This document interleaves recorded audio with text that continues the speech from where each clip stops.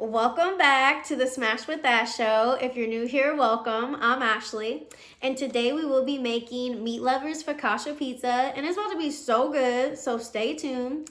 But before we get started, you know I have a word today, and the word is Psalm 55:16-19 says, "But I call to God, and the Lord saves me. Evening, morning, and noon I cry out in distress, and he hears my voice. He ransoms me unharmed from the battle waged against me, even though many oppose me.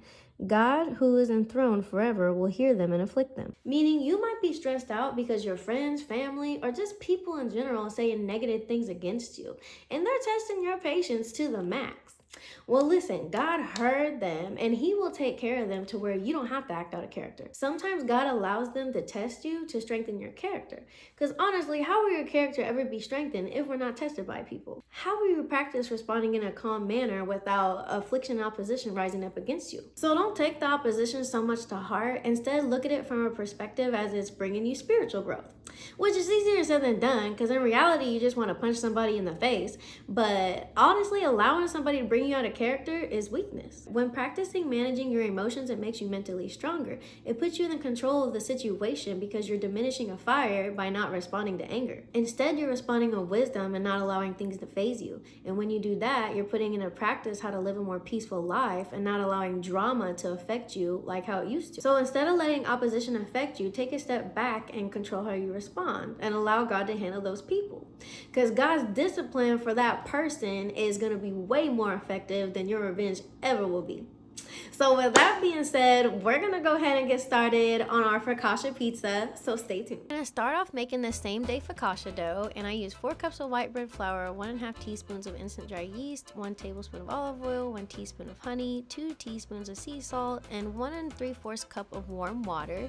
And you're just going to pour enough water until it reaches this nice sticky consistency. And I poured the water in slow and just kept stirring a little by little until it looked just like this.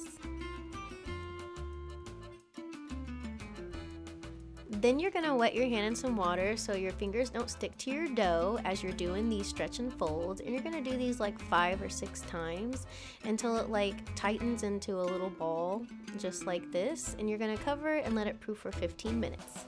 Next, you're going to uncover and do some more stretch and folds and wet your hand with water. And your dough's going to start to look a little bit more smoother like this, and it's going to be in a smoother ball. And you're just going to cover and let it proof for another 15 minutes. While my dough is proofing, I went ahead and made my Italian sausage for the toppings for the pizza. Then I made a simple marinara sauce with a 28-ounce can of whole-peeled tomatoes with a 1/2 cup of water, 1/4 cup of oregano, 1/2 a large onion, a handful of basil, and season with some salt, 4 garlic cloves, and you just want to give that a blend and make sure you season and taste as you go to your desired taste. Then after I removed my Italian sausage from the pan, I poured my marinara sauce in there and allowed it to simmer for 20 minutes, and I seasoned it with some sugar, some onion powder, garlic salt, and you just want to taste as you go, and voila, the marinara sauce is ready. Now this is optional, but after I shredded my own mozzarella cheese, looking nice and fresh.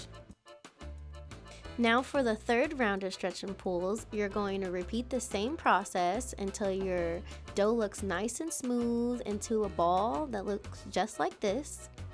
And then you're going to cover and let it proof for an hour and a half this time.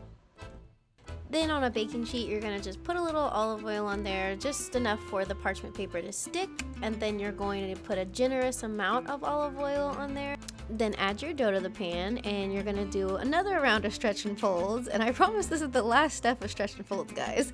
And then you're just going to lay it flat, flatten it out, and cover and allow it to proof for an hour and a half. And now it's ready to decorate.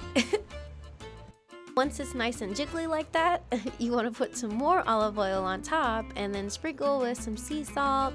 And I chose to put garlic cloves in there because I like a lot of garlic, so this is optional. And then you just want to press your fingers in there. This is a fun part because I like the bubbles, how they just like pop up through. And then I also sprinkled it with some rosemary. You don't have to do that either, that's optional as well. But this is like what mine looked like after. It looked so good. And then I was just playing with it. And I kept poking it because I like the little jiggly feeling. Then I put it in the oven and baked it for 15 minutes before I added my toppings on there, and it looks so nice and golden brown, just like this. Oh, it's so beautiful. Look at that texture, guys. Next, I just added my marinara sauce, spread it all around the way I liked it. Then I added my fresh mozzarella cheese, my hot suppressa salami, some pepperoni, and my Italian sausage. And then after that, I added more fresh mozzarella cheese on top. Baked it in the oven until the cheese was nice and ooey gooey and melted. And voila! Our meat lover focaccia pizza is looking mighty fine and mighty good. After I garnished with some basil, and I'm telling you guys, this looked so good. Like, I know it's a long process with the dough, but I'm telling you, it was well worth it. Definitely well worth it. Give this a try, at least once in your lifetime.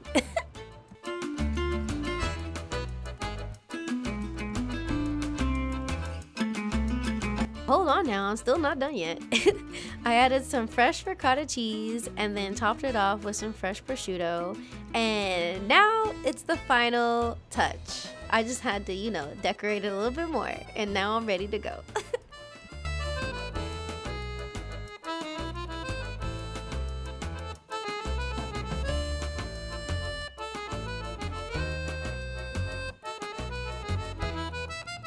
Now it's for the taste test.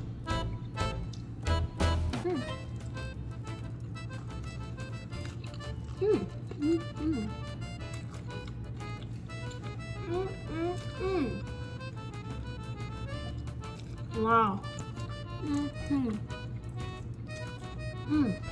Now focaccia bread was made on point. You gotta have a bigger mouth just to take a bite.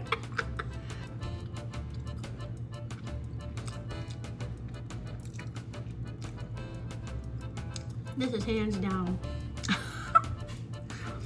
Hands down, the best pizza.